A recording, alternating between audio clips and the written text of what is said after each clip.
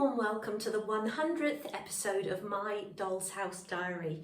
Now I'm very excited about today's episode because I'm going to be sharing with you a full tutorial on how to make Doll's House rugs. So we're going to go through the design process, the stitching and the finishing. So let's get started.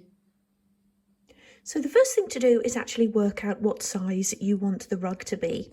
And I do that just by bringing my rule into the room and just laying it where I actually want the rug to come to. So here I want it to come sort of in front of the cabinet at the back there. So I'll lay the rule where I want it to start and then look at my measurement here. So if I look at the rug in the room above, I've probably gone back by about 2 inches or so from the front of the room. So I want to keep it the same in this room. So I'll probably go back to about there. So the length I've got there then is 260 millimeters. And then I want to work out my width. And here you want to sort of take into consideration the furniture that you've got in the room. So I would probably just tuck it under the sofa a little way, but I wouldn't go too close to the hearth there. If you've got a strip wood floor, then you can normally go by the strips and measure along the front of your doll's house.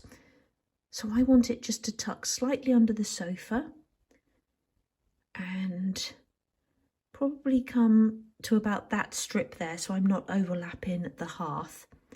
So I would probably go for about 160 millimeters there.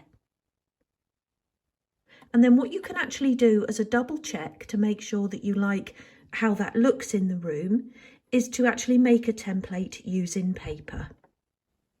And there's the paper template. Now when I was measuring it with the rule, I wasn't sure if it would be actually too big, but I'm actually really happy with that size. I think that fits in there nicely. It's just tucking under the sofa, which I'm happy with, and it's not too close to the hearth. And I also like the distance from the sideboard at the back of the room there. Now, what I always then do is just take off 2 or 3 millimeters along 2 sides. So along a short and a long side, because then when we finish the rug, and you'll see this at the end of the video, I trim the canvas, fold it under, and then I do a final row of stitches around the outside edge. So you need to bear that in mind as well when you're working out your measurement. So once you've worked out the size that you want your rug to be, it's time to have a think about colours. So you've probably got a rough idea in mind of the colour scheme that you want. Now I knew that I wanted mine to include quite a lot of colours and to be a rather busy pattern. So I actually went through my bag of wools, and I'll talk later about the particular type of wool that I'm using. But I basically went through my bag and picked out anything that I knew would match the colour scheme of the room. I then laid them all together just to make sure that I liked how they all looked together, and I took a photograph, and I'm going to use this photograph to choose the correct colours for my pattern. So I then opened my photo in Adobe Photoshop, and I used the colour pick tool to select a couple of the wools. That then brings the colour of those up in the colour palette on the left hand side. And then if you click on one of the squares, it will bring up an entire colour palette, which will show you a 3-digit code for the colour. So I went through each of the wools and I made a note of the colour code for all of them. So I then opened up a new page in Microsoft Excel. And this is the program that I'm going to be using to actually design the pattern for my rug. So I go onto the little paint tool, click the arrow beside it, and then go into more colours. And from there you can choose custom colours. So click on the custom tab, and then you can enter in your 3-digit code. And that will bring up the exact colour. So I did that for each of them. I think there's 8 or 9. And each time you click on the colour, it saves in the paint box tool to recent colours. So I've put each of my colours into these squares here over on the left hand side. But I just wanted to say as well, you don't have to use the exact colour. I just wanted to do it that way because I am using quite a few colours. But of course you could just choose colours in Excel that are similar to the wools that you want to use. But if you are going to be doing it this way, when you want to then use that particular colour to fill the squares, you click on the colour on the left hand side, open up the paint box, and you'll see a little square around the colour that you've clicked on. You can then highlight the squares you want to fill and fill using the paint pot tool. So the next thing to do is work out how many squares your template is going to be made up of. And to do that, you want to work out the size that you want your rug in inches. So in my case, that is 6.5 inches by 10.25 inches. You then times each of those measurements by the number of holes per inch in the canvas you're using. And I'll speak more about the canvas sizes later, but just to say the size that I'm going to be using is 18 HPI, or 18 holes per inch. So my first calculation for the actual length of my rug will be 10.25 times 18. And then for the width of my rug, I shall do 6.5 times 18. And the top measurement there, I shall round up to 185.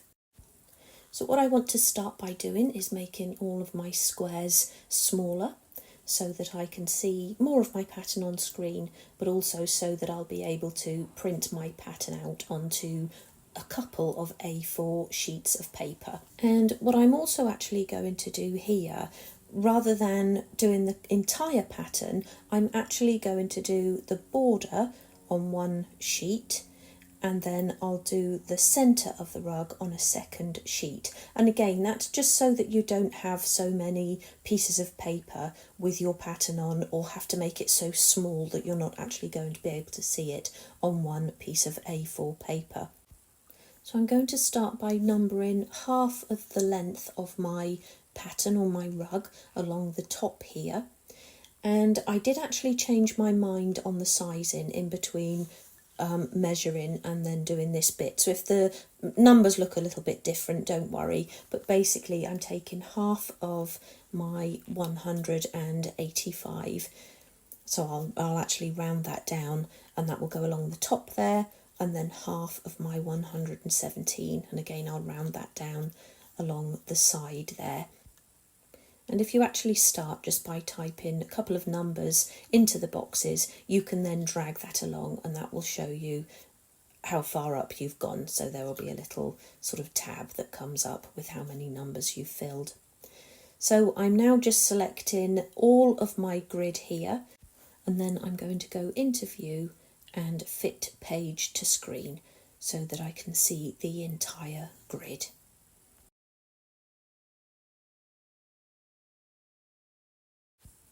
So I'm now ready to actually start creating my pattern, and I'm going to start with the outside border. So I'm going to take my main colour, which is going to be the deep red, and I normally do 1 or 2 rows of that around the outside border.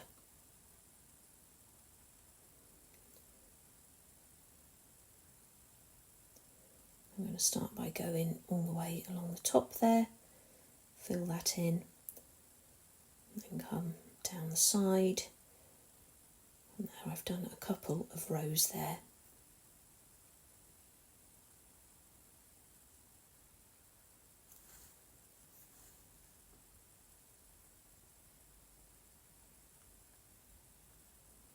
So I'm now selecting my second colour, and I'm going to do a row around the inside edge of that. And just 1 row this time. But obviously sort of how you start your rug off is entirely up to you. This time I'm going to try something a little bit different and have a bit of a thicker border.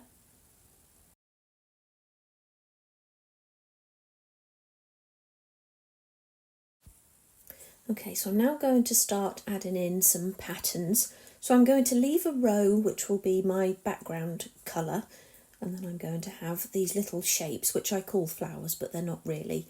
They're just made up of two little triangles really, and I'm going to do them each in two colours.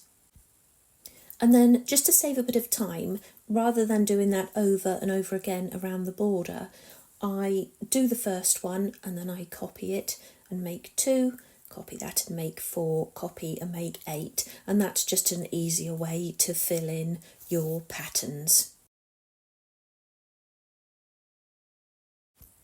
So I filled out all of my patterned part now.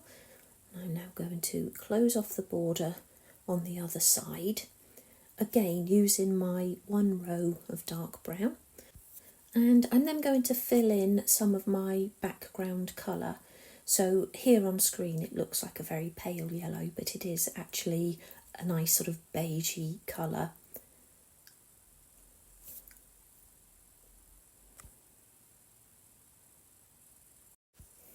Okay, so as you can see here, I've made quite a bit of progress with the border now. And as I said earlier, I wanted to do something a little bit different this time and a bit of a wider border. Normally I'd probably just do a border just like that outside row there, so probably around sort of 10 to 12 stitches. But I want this to look sort of quite busy and full of colour. So here where I've done my diagonal stripes, I haven't continued just because it would take me quite a long time to fill in, and I just know that I'll continue with that pattern and those colours. So you don't always have to fill everything in. The same with the background. If you know the background colour, you could just fill in a few squares just to remind yourself what you're using as the background. The same as I've done here in between my pattern in my third row. I haven't filled in all between the shapes just because it would take quite a long time. And again, I'll know now that I've got just a few squares coloured in which colour I'm going to be using there. Okay, so what I'm doing here then is just counting up now the thickness of my border so I can work out what I've got left for my central section. And then I just want to double check that as well, actually in that centre. So that will be a half of what I've got left, lengthways and widthways. So I'm just pulling the numbers along there so I know how many squares to do on my second grid.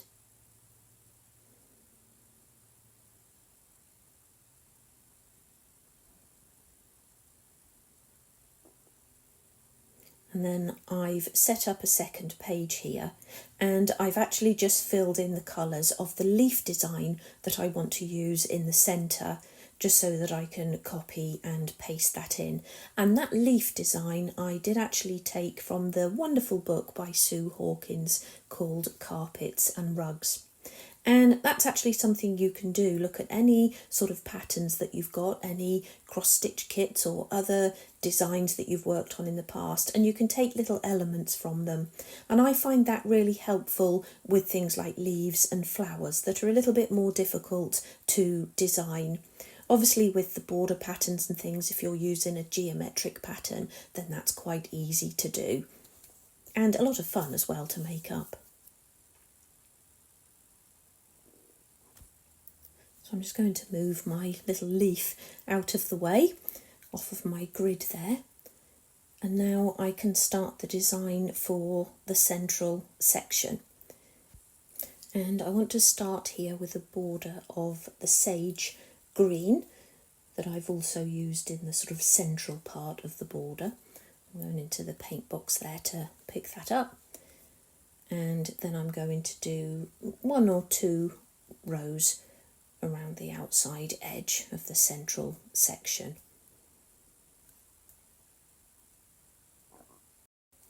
I'm also then going to add a grid over this entire section.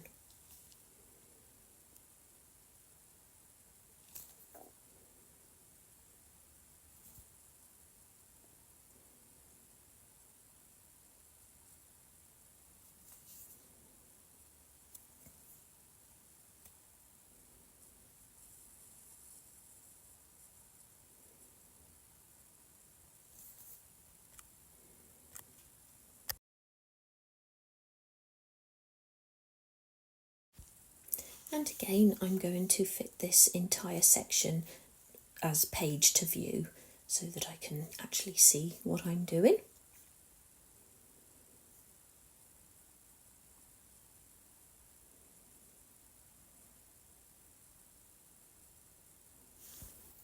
Okay, so what I've done here then is section out my central section. So I've got a red line around the inside of my green border, and then I've done a triple red line to section off the centre into 5 sections, as you can see here. Now, what I'm actually going to be doing is a different pattern in each, but I'll be using my leaf design in the first and the 5th section, so the last section there. And when I'm ready for that, I'll just sort of pick it up and drag it into the design. Now, this is actually going to take me a while to fill out, and I haven't decided on all of the sections yet. So what I'll do is I'll do this off camera, and then I'll actually show you my finished design once I've actually printed it off. Okay, so I've printed off my rug pattern, and I've done it in 2 pieces like this. Now, I find it pretty easy just to follow that around once I get to the next part, because obviously it's symmetrical. And I always begin with the outer edge, and then I'll work on this central panel. But if you think it would be easier for you if you do actually print the whole thing out, then you could obviously do the whole thing up in Excel.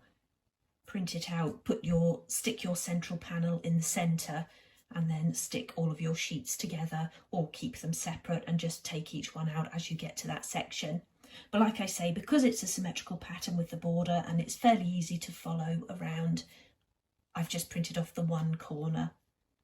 Now the other thing as well, and this actually made my heart skip a beat when I first noticed it, that doesn't fit directly into that gap in the centre. So this bit here, when it's sort of double across and double lengthways, will be for this central panel. Now I'm just laying them side by side. Obviously the centre of that one should come to there, but then I realised that my squares on this to fit it onto an A4 page are a lot smaller than the squares on here. So that will actually sit in the centre of that central panel. And I know it was correct because I counted all of the squares, and that's how many are in that central area. So what I actually want to do now is fit the canvas to the frame. And the frame I'm going to be using is this Millward wooden frame, and it's got these plastic holders on it to actually hold the canvas in place. Now the one I've used previously actually had fabric along each of the rollers that you would then stitch your canvas onto. But when I've done another rug on here, I actually found that it did stay a lot squarer. And I'm hoping that that will be the case with this one, so that we don't have to stretch and starch it. But obviously we won't know until we've actually completed it. So I've got my piece of canvas here, and the one I'm using is the Zweigart 18 HPI, or 18 holes per inch interlock canvas. And I ordered mine from Amazon, and you can order it in various different sizes. I got a piece that was 1/2 metre square, or 50 centimetres square, but it actually works out to buy the bigger pieces. So if you're doing a rug for each room of your house, it might be worth buying one huge piece of canvas, and then you'll actually save a little bit on the price. Now, how I actually like to set it up on my frame is so that I can see the whole rug as I'm working on it. Now, in some cases that isn't going to be possible if your rug is obviously larger than the inside area of your frame, but in my case it is. So my rug is going to be 263 millimeters long, so that will fit easily across there, and then by 6.5 inches across, or 165 millimeters across, and again I've got plenty of room in the center there. So I'm going to fit this on, and although I've got more canvas there than I need, it's no point really trimming it off because it will only leave me a couple of little strips. So I am actually going to fit the whole piece onto the frame. So I'm going to start by removing one of the plastic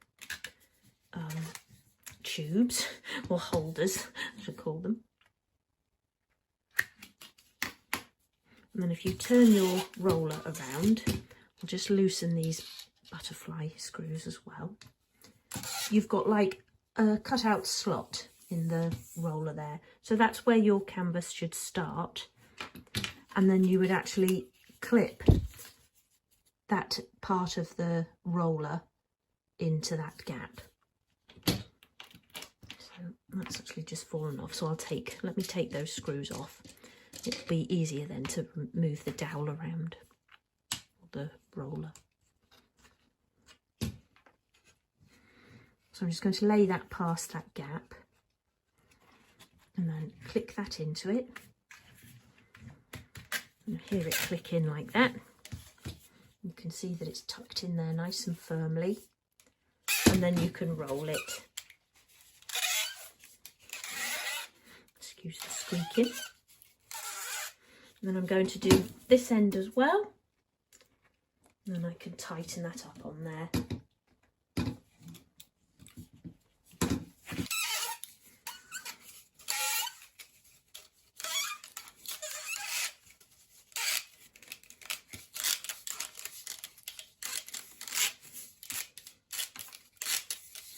I'm just sort of twisting it like that to get the canvas as tight as I can on the rollers. You don't want it to be too baggy on there.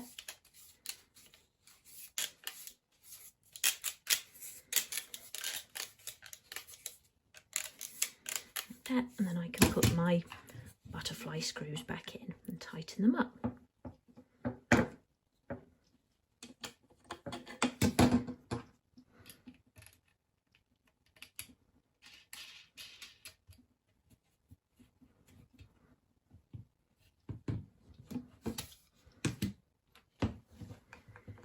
So what I want to start by doing then is finding the centre of the canvas.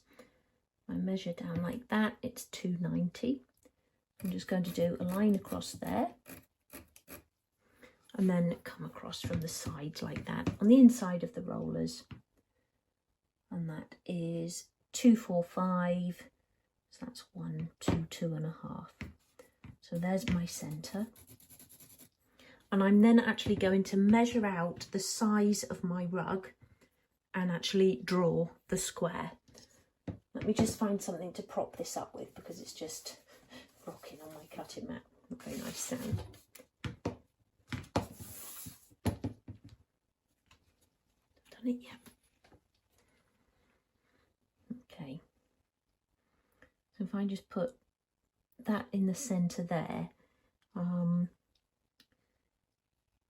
so I'm 263, so that's 131.5.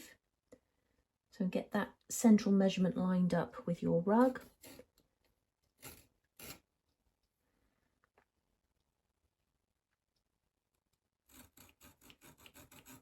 And I haven't got much left at each end, but that's usually about how much I then roll over onto the back of the rug once I've finished it, to then stitch up and do the final row around the outside edge. So I'm happy with that, and I'd rather do it like that than having it that way and having to keep rolling it up.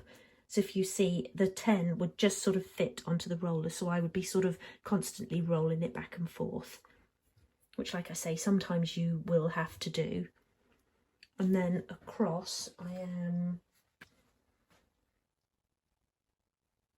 165, so that's 82.5. So again, line that up centrally like that.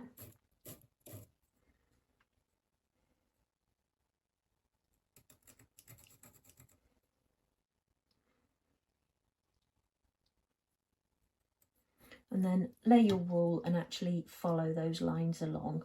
That's easy to do when you've got your lines in the canvas. So just get lined up like that, and you can go all the way down.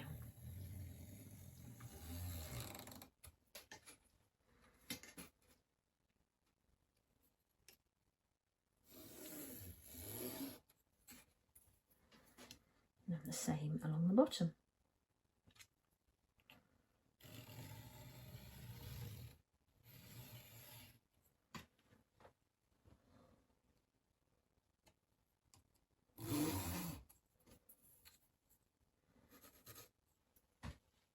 So that's the outside border of my rug, and I will start just to the inside of that line.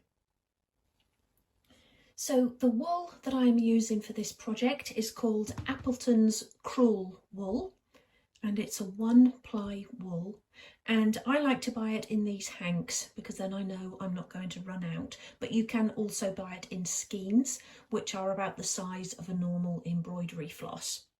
So what I actually do is measure out 2 arm's lengths, and then I will double it around like that. So for each stitch I'm using a double length, and by arm's length I sort of hold onto it like that between my thumb and finger, and then I measure it out to my shoulder. So I can't show you on camera because I can't get on, but I will hold that up to my shoulder, and then I'll do that again. So I've got twice or a double arm's length there, and I'll then thread that on. And then I just wanted to show you as well to keep your hanks nice and tidy. So when you pull it off like that, you'll pull off your double arm's length. If you then spread it out and just sort of twist, see if I can get on camera, twist each end like that, and then it will sort of automatically curl back up like that, and you can then fold it round and tidy it up before you then put that back into your bag. And just keeping them sort of neat like that really does help as you go along, as otherwise what will happen is that will get into a tangle, and each time you want to roll off a new length of wool, it will take you a long time to find the end, and everything will take a whole lot longer. So what I also do is roll off maybe 4 or 5 of these, and then I'll roll them around my fingers like that into a little ring like that, and then I'll put those into my little pot, and when I need it again I've got one ready. And that helps as well, and I'll do that with a few colours at a time, and then you'll just sort of unravel them and you can thread your needle. So I twist around like that. Now I don't know the size of the needle, but I like quite a solid needle. You don't want to use anything that is obviously going to be wider than the hole in your canvas, whatever size canvas you're using, otherwise you will just be stretching the holes as you stitch. So I sort of twist the wool around at the end, and then just feed that twisted end through, which I find is easier than trying to get your actual frayed end through. I'm sure you don't all need a lesson on how to thread a needle, but I'm just sort of showing you little things that I've learned over the years to make things quicker and easier. Okay, so then pull that out like that. Now, what can actually happen is this can knot up quite easily. So if you roll it off any longer than the double arm's length, then I find that it does actually knot quite easily. So though it's tempting to have a longer piece so you've got more to work with, it will knot up easier if you do that. Okay, so then what I'm going to do is start up here in a corner. And like I say, I'm going to just come in 1 stitch from that line, actually come in there like that, then I hold onto the end of the wool like that, probably, I don't know, there's about 1 inch back there, 1 inch, 1.5 inches, so I'll hold on to that. I'll then come in at an angle, so you're always doing a single diagonal stitch, so it's not like cross stitch where you would then go back across the cross. You're always just doing 1 stitch. I'm already getting tangled straight away just because I'm working at a bit of an angle. So gently pull that through. If you feel like you're getting tangled, it's no point tugging on it because you will just create a knot. So just come through like that, and then again gently sort of straighten out the wool on your needle. Being rough with it creates knots, just remember that. And then I'll come through the second hole there, and as I'm doing it, I'm enclosing that tail at the back. So then I'm coming under it, and I'm not sure if you can see what my fingers are doing underneath the canvas there, but I'll turn it over in a moment and show you. I'll do a few stitches, and I normally close it in for around 5 or 6 stitches, but you don't have to count, that's not a definite rule. But it's just go over it enough so that it's going to hold in.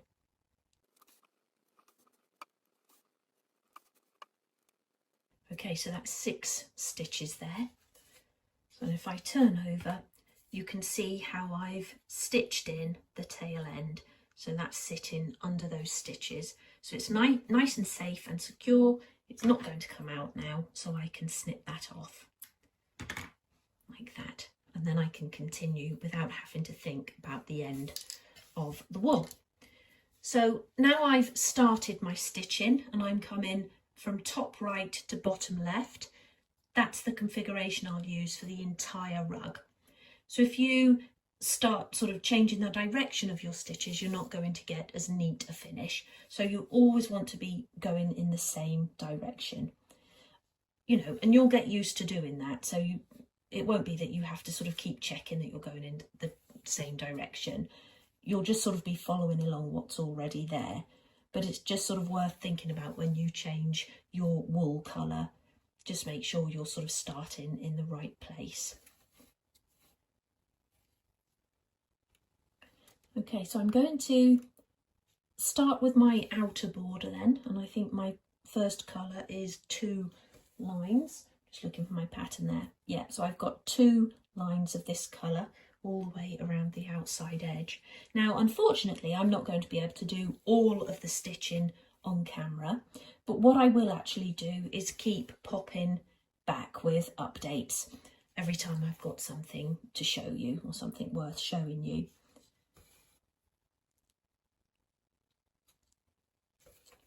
So, I'll see you again soon. So it's only just occurred to me that I did promise to keep popping back in with updates every time I'd made a bit of progress, and I haven't actually shown you it in this video until now, although I have done a couple of updates in the Doll's House Diaries and a couple of shorts as well, so hopefully you saw those to see how I was getting on. But this is where I am now. So I've almost finished actually blocking out the central section. I've now got another pattern section to do here. Let me show you my pattern. So I've got that sort of geometrical pattern to do in that one, and then I'll be doing the leaf pattern again at the bottom. Now, I had said that I was going to have both leaf designs going in the same direction, and that's certainly what I've got on my pattern here. But I think I will turn that one around and have it going that way at this end, just because I think that is going to look better in the living room. So I'll do that, but also because I made that central section wider, I have sort of been adapting my pattern as I've gone along. And obviously that's a lot easier with your geometrical patterns, because like with these stripes here, I just continued them along the entire area. And I haven't stuck to the colour scheme there at all. I just used which threads I thought looked nice as I was going along. With the rose, I sort of just extended the leaves out a little bit. With the leaves, I put another 2 in the centre. If you see, it was just going to be these outer ones. And I'll do that at the bottom as well. And then this one will also need extending when I come to it. So extending when you're doing a sort of geometrical pattern is a lot easier than when you're doing a sort of definite shape, like a leaf or a flower. And hopefully, you know, when you do your original design, you'll get it right the first time. But if you don't worry, because you can adapt as you're going along. And I know that's going to be easier if you're a little bit more experienced at rug making. But, you know, if you're not sure and you think you've changed something, just count your squares that you've got left, or holes, and then you can adapt your pattern if you actually need that pattern exact to follow along with. And yes, I have made a few changes in pattern and colours as I've been going around. And I think I may have even said that earlier. When you're doing your pattern, it's all obviously going to look very different to how it looks when you actually stitch it out. And we're not all going to have time to do like a test sampler and things like that. So it may be that you want to change your mind on some colours that you initially thought, you know, looked good together, and then when you actually come to stitch, you don't think they will. And that's all fine, as long as you change all of your surrounding colours, you know, if you've used the same colour for something else, you know, so it doesn't actually blend in and you lose part of your border or pattern. But I'm absolutely loving doing this. I'm really enjoying it. And I love that it's not symmetrical and how different it is. It's just been so much fun to do. So as you can see, I've got those last 2 boxes to fill in. And then I've got lots of background to do around my outer border here, which is the lovely sort of creamy beige colour. Here, and then I'll have some more to do. And I'm sort of dipping in and out, so sometimes I'll just thread up a few needles worth of the beige and I'll come around the border, or I'll go in there, or I'll do a bit of the pattern. You know, you don't have to stick to doing it square by square or colour by colour. I know when you buy some sort of embroidery kits, they do tell you to do that, just do all one colour, but I really don't think you have to. And I suppose they're saying that because then you're using up all of the cotton on your needle. If you've only got a little bit of colour to do and then you're going to the bit that's next to it, you may as well use up what's on your needle. And sometimes that does work, but you know, there isn't really any steadfast rules with this. So if you're comfortable, you know, doing all one colour at once, then do that. But if you just want to work your way around the pattern and work your way out, then do that. You know, it still all comes out as it should, and you can still keep the stitches neat. And again, really impressed with this frame because it is actually keeping it square. So the only problem I am having is where my canvas overhangs the plastic grip that goes around the rollers. So you can see there that that's a little bit baggy as I've been working on it, and I can't tighten that up because the actual frame is as tight as it will go. So that is just where I've obviously got more loose canvas because I haven't got the grip up to the top there. But it's not really a problem, and even with that bit, I can tell that it is staying square. I'm going to lift you up. So do you see what I mean? Even though that top bit has gone a little bit baggy, I can still see that it's square. So I can see where the fabric drops there. Oops. But it isn't going off square or out of shape. So I'm so pleased about that because, as you know, my least favourite part of this whole process is the stretching. And as it's going so far, touch wood, I don't think we're going to have to do any stretching. So I would definitely advise you buy one of these frames, these Millward frames, and I'll pop a link to this frame on Amazon in the description box below. And I'm even going to buy another one of these and actually sell the one that I was using before because I'm so impressed with these. And I've normally got a couple of rugs on the go at once, so I'm definitely going to get another. Okay, but I'll carry on with this. I may pop in again, or I might just come in once it's actually complete. And the reason I don't keep popping in is because I usually do this of an evening when I'm sat watching TV and I don't have my mobile phone with me to actually record. But maybe I'll come in and do the sort of final few stitches on camera, and then we can move on to the next step. So the stitching is now complete. And I know I did say in the last clip about popping in and doing the last few stitches on camera, but I did this over the weekend and I was just so excited about finishing it that I didn't think about filming it. So sorry about that, but here is the completed rug and I'm really pleased with it. I love the overall look of it. I love the design. I'm really pleased with all of the colours and just really looking forward as well to actually getting it in place in the living room. So the next thing to do is actually to remove it from the frame. So I'm going to just loosen the butterfly screws just so that I can twist around the dowel. And I'll just take the canvas off.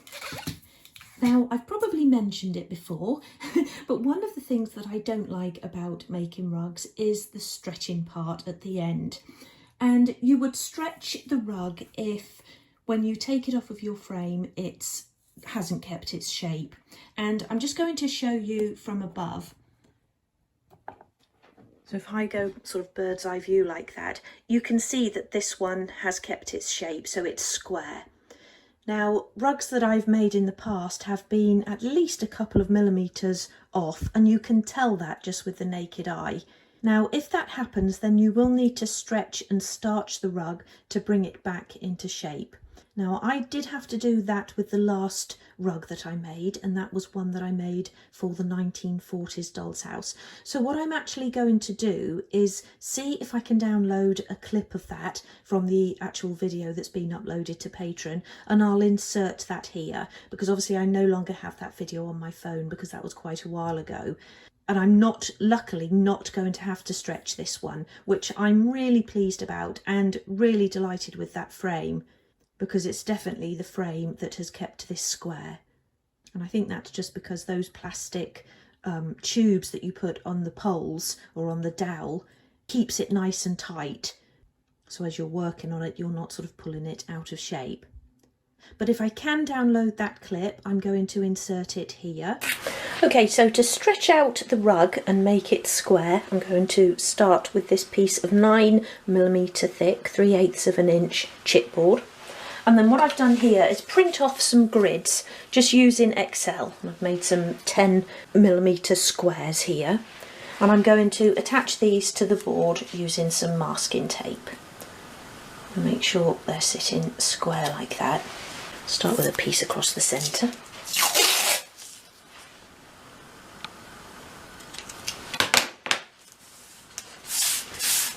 And then I'll put some around each edge.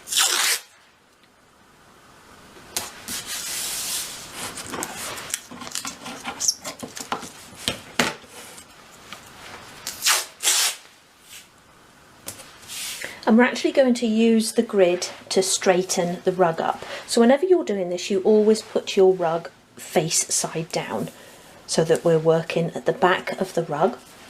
And then you just line it up.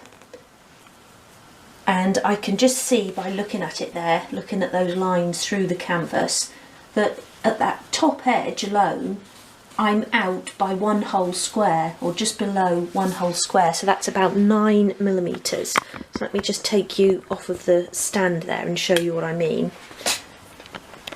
That probably looks a little bit weird on screen, those canvas checks, but if you see, there's my first corner, and then we go up almost another whole line to the next one, so that just shows you how unsquare it is. So what we're actually going to do now is use tacks to tack this into position in a complete square, or in this case rectangle.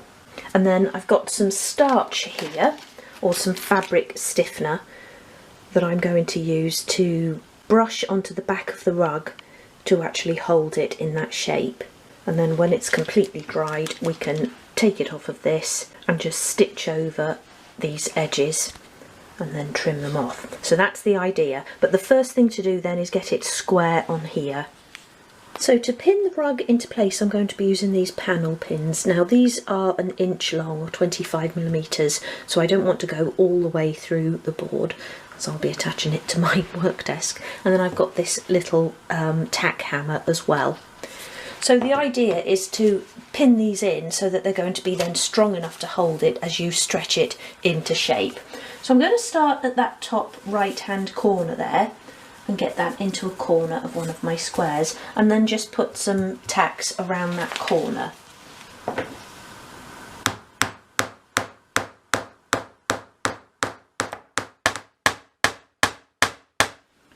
So that's my first 3 pins in there then, and that's holding that corner really firmly into place. So what I then need to do is come and get this next corner, or opposite corner, in the right place as well. So I'm just going to put you back on the tripod.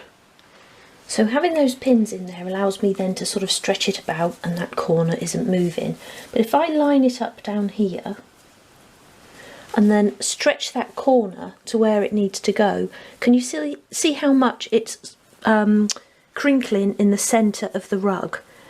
So what I'm going to do is just get it as square as I possibly can without having too much of a sort of bulging ripple in the centre there. So let me see where I'd actually need to go with my next pin. So you need to keep that along that first line. Pull that down straight.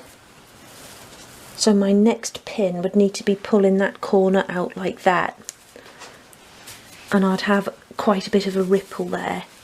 I'm sort of tempted to do it and then see what happens when I actually put the fabric stiffener on, if that will sort of flatten it out, because I really do want it to be square.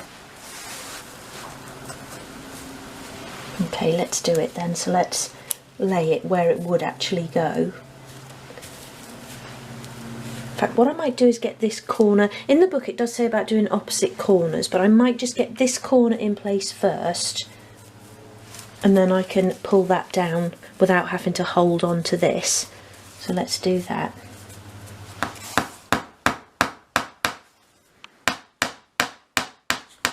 Okay, so I haven't filmed all of the hammering, obviously because it's such an awful sound, but I have managed to square the rug off. Now I have got that sort of raised ripple in the centre, but if I just go around and very gently sort of manipulate it at all of the edges, I can flatten that out quite a bit. So that's what I'm going to do now, and I'm going to go around and add pins all the way around to get that as flat as possible. And I think that's probably the idea, that when you square it off you are going to have a ripple somewhere, because it's not just going to sort of fall back into shape. But the idea is to use as many pins as you can to get it to flatten out as much as possible. So I'll do that now. I'll put in as many as I can, and then we can apply the fabric stiffener. Okay, so I'm actually quite pleased with that now, just by adding all of those extra pins around the outside edge and just sort of pulling the canvas a tiny amount before you hammer them in. That has flattened it out quite well. So I'm now going to add the fabric stiffener, and do sort of read the packet if you've got something that's different to this one. This is the Impex High-Tack fabric stiffener, but this is actually quite old. I've had it for quite a while. Now it does say on the back that you can dilute it with water.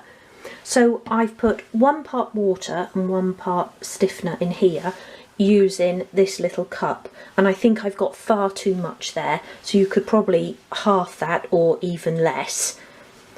I can't tell you what size that is, but you can sort of see there how large that is. What I'm going to do is actually dab it on with this brush. I always feel a bit nervous doing things like this because I feel that the colour might run, but it shouldn't do.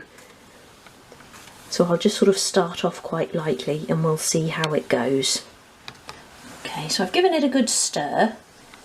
Still feels quite thick. Just get the excess off the brush. Just paint it on. Something like this, you need to make sure you're getting it, you know, in between all the stitches, I suppose.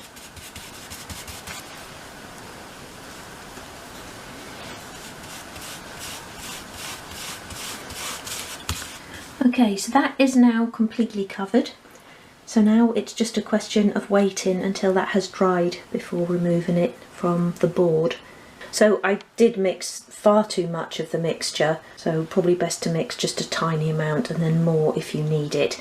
And try to put it on, you know, routinely as well, so that you know where you've been, rather than just sort of dabbing about all over the place as I started to do. Okay, so I'm going to put this to one side and leave that to dry. Okay, so the rug is dry now, so I'm going to remove it from the board.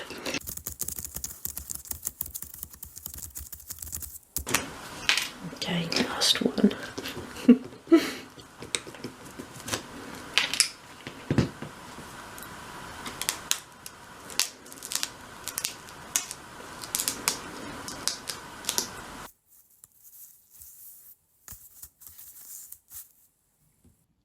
Okay, so whether you had to stretch the rug or not, you'll now be at this stage. Now, there are a couple of ways of actually finishing the rug. In the Carpets and Rugs book by Sue Hawkins, she does say that when you're using the interlock canvas, you can just cut around the edge of the rug. I'm not keen on doing it that way because I always worry that my stitches might unravel. So what I actually do is I just leave a border of about 12mm or ½ inch of canvas all the way around. I tuck that underneath and then I do a final row of stitches all the way around the rug, and that's the technique I'm going to show you now. But obviously if you have another technique that you like to use, then you could do it that way. But what I'm going to do now is just snip around.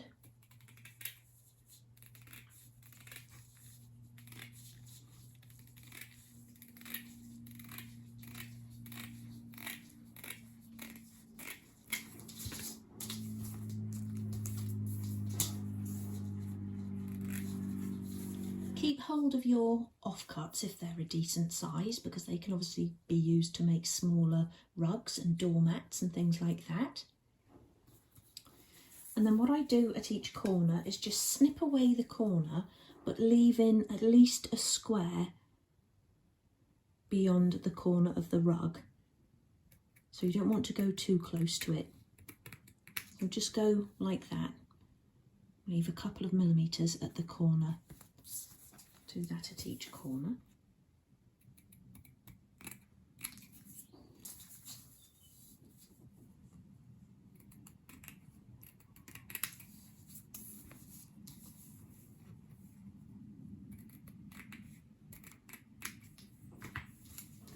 And then position the rug face down, and we're going to fold over each of these flaps, going right along the edge of the rug there. And give them a good firm press down.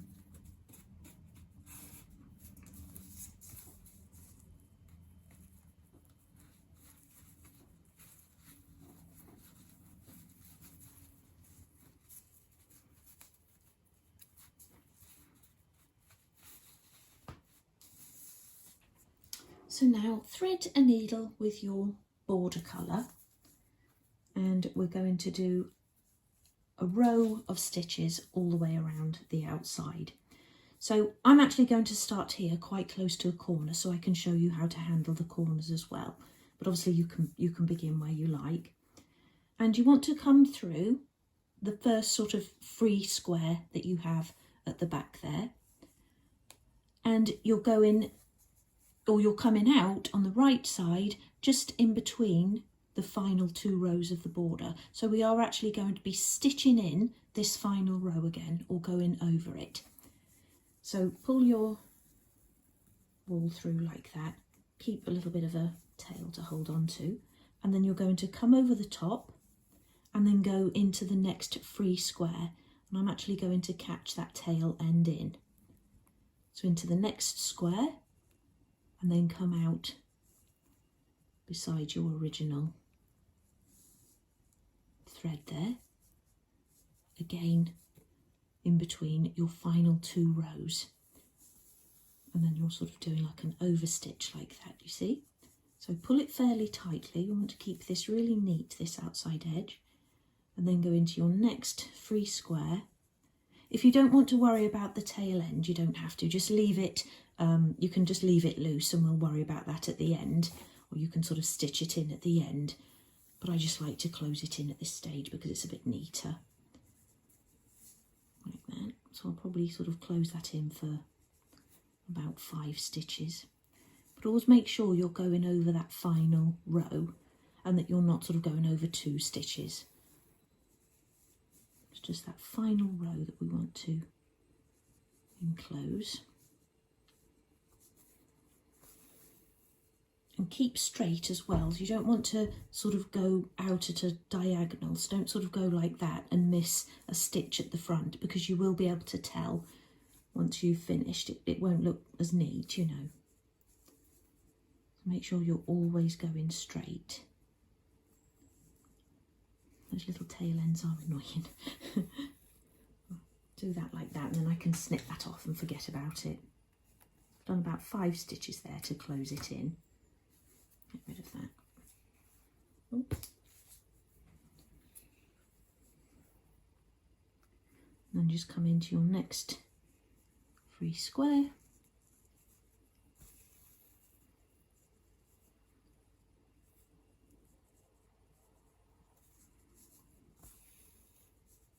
And it's easier to work from the back as well.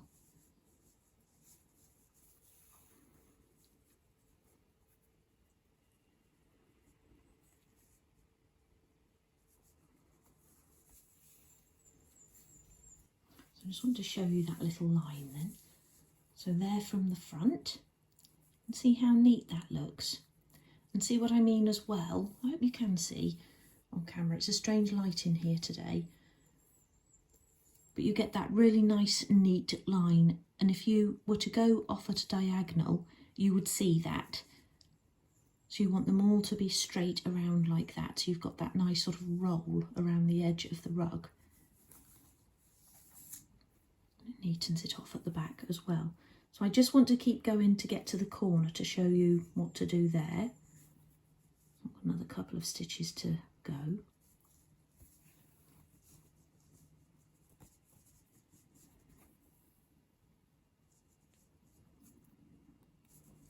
Okay, so we're coming into the corner now.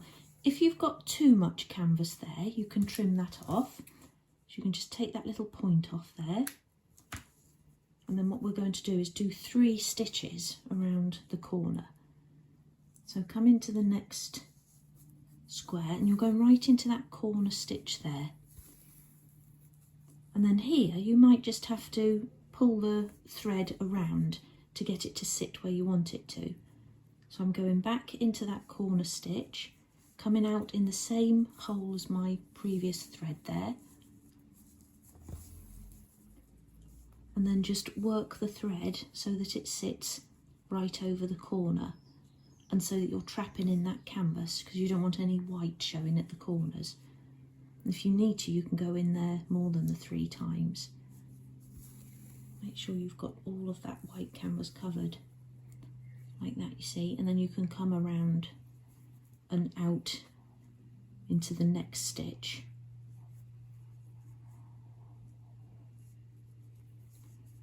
Like that. And again, just make sure that your stitches sit where you want them to.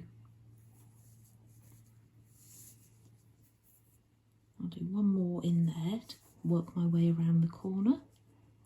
Again, make sure you're only on that first, in between those last 2 rows. Just enclosing in that first row. It can get, a little bit hard to push the needle through at this, but this will be the only area where that happens. All the way around you'll just be doing 1 stitch in each hole.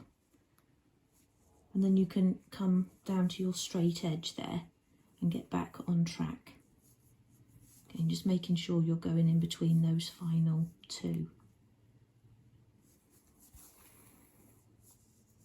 And then you're back on the straight and narrow.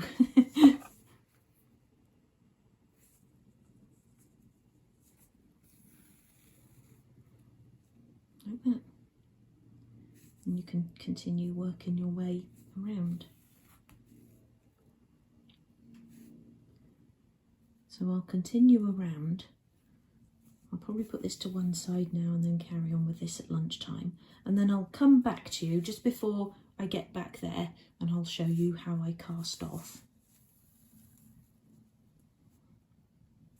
Okay, so I'm coming in just a few stitches away from where I started, and then I can show you how I actually finish off the cotton or cast off.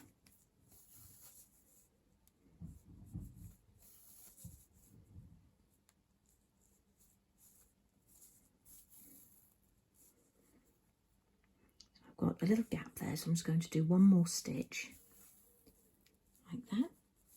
And then what I actually do, if I turn around like that, I come around again so that I'm keeping the wool straight, so come straight over the top like that, and I just sort of go into a couple of the stitches on the canvas there, and then through some stitches in the actual back of the rug, but make sure you're not poking through. You don't want that to be coming through on the right side of the rug, so you are just going sort of behind the stitch loops, I suppose. So come down like that. Make sure you're not pulling too tight, as you'll be pulling it in like that. So make sure that it's straight along there, and then snip off. And you can do that when you need to join, and I used about 5 arm's lengths, double arm's lengths of thread to go around this rug, and cast off like that each time I've finished a thread. So there is my completed rug. And now for the exciting part, let's go and put it into place.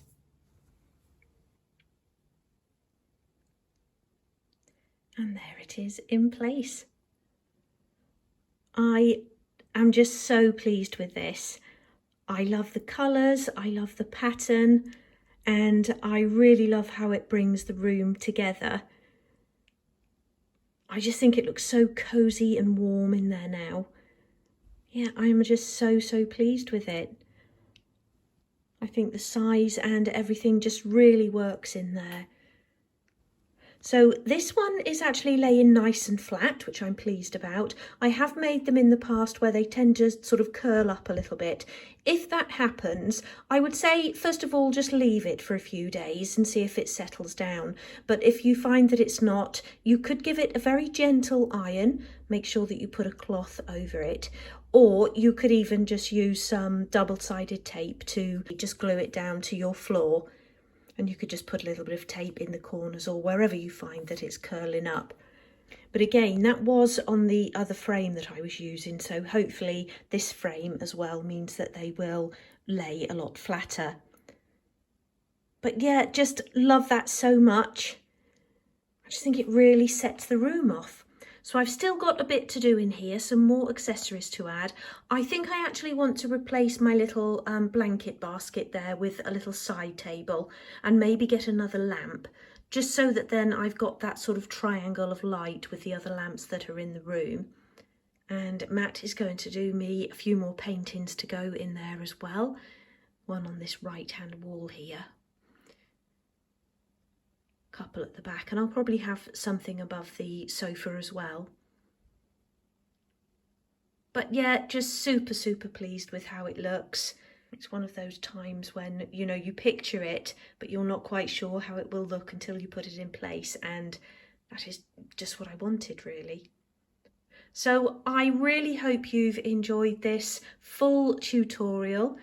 I hope that this gives you the confidence to have a go at not only making but designing your own rug if it's something that you've always wanted to do. And I think it just adds that, you know, next element, that next layer to your doll's house. Not only have you made your own rugs, but you've designed them as well. And it just suits your own style. It's exactly the size you want, the colours, the patterns. And it all just goes towards making your doll's house as unique as possible. Or as I always say, as unique as you are. Okay, so that's it for today. I know it's been a long one, so thank you to everybody who has stayed until the end. This has taken a lot of work, this one, and a long time to put together. So I would really appreciate it if you could put a thumbs up on the video. And if you have enjoyed it, then please do give it a hype. And that's something you can do on your phone. So if you just scroll along below the video, you'll see the hype button. And if you think this is worth it, then I would really appreciate it if you do hype it. And that will help other people to find me as well. And as always, if you haven't yet subscribed to the channel, but you do enjoy my content, I would love it if you'd hit the subscribe button. And if you'd like to see more from me, I also have a Patreon channel where I upload 3 videos a month. And because I've been on there for quite a few years now, there are hundreds of videos for you to unlock as soon as you join. Okay, so I'm going to let you go now, I promise, and I'll see you again next Friday. So until then, take care. Bye.